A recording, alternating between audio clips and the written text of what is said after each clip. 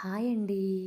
మసూర్ దాల్ మెంతి కూర కర్రీని తయారు చేయడానికి ఫస్ట్గా ఒక బాండీ తీసుకుని ఆయిల్ వేసానండి. కొంచెం ఆయిల్ వేసేసి జీలకర్ర ఒక టేబుల్ స్పూను, సన్నగా తరిగి పెట్టుకున్న ఆనియన్, ఒక పచ్చిమిర్చి వేసానండి.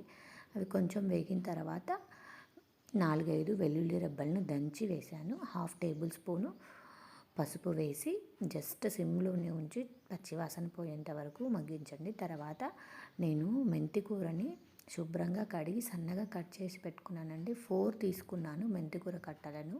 4 తీసుకొని సన్నగా కట్ చేశాను. కట్ చేసి పెట్టుకున్న మెంతి కూరని అందులో వేసి ఒక్కసారి కలపండి. కలిపి మూత పెట్టి ఒక 2-3 మినిట్స్ ఉడికించండి.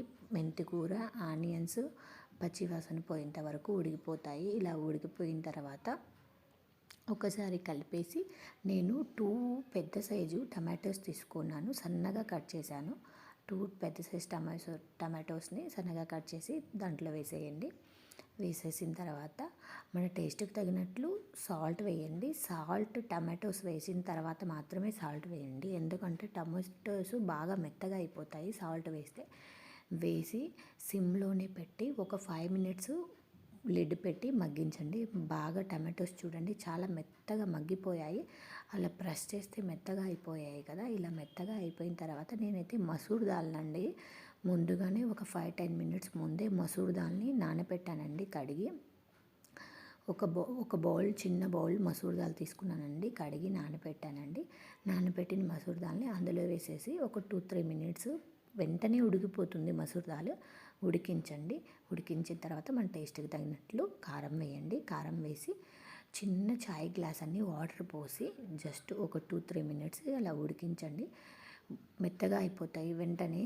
మసూర్ దాల్ 2-3 మినిట్స్లోనే ఉడికిపోతాయి. చూడండి బాగా ఉడికిపోయి, ఎక్కువ వాటర్ వేయద్దండి. ఉడికిపోయిన తర్వాత మన గరం మసాలా ఉంది కదా హోమ్ మేడ్, కొంచెం వేసేయండి. ఇంకేం వేయాల్సిన పని లేదు. కొత్తిమీర వేసేసి స్టవ్ ఆఫ్ చేయండి. కొంచెం కర్రీ చిక్కబడిద్ది. అండ్ పప్పు కూడా మెత్తగా అవ్వాల్సిన పని లేదండి. కొంచెం పలుకులుగా పప్పు పట్టుకుంటే ఇలా సాఫ్ట్గా అయితే చాలండి. పప్పు ఉడికిపోయినట్లే. ఇలా ప్రెస్ చేస్తే పట్టుకొని సాఫ్ట్గా అయితే ఉడికిపోయినట్లే. అంతేనండి. వేడి వేడి అన్నంలో మెంతి కూర మసూర్ దాల్ కర్రీ ఒక్కసారి వేసుకొని కలుపుకొని తినండి. ఆహా, టేస్ట్ అయితే సూపర్ ఉందండి. వేడి వేడి అన్నంలో కర్రీ వేసుకొని కలుపుకొని తింటే.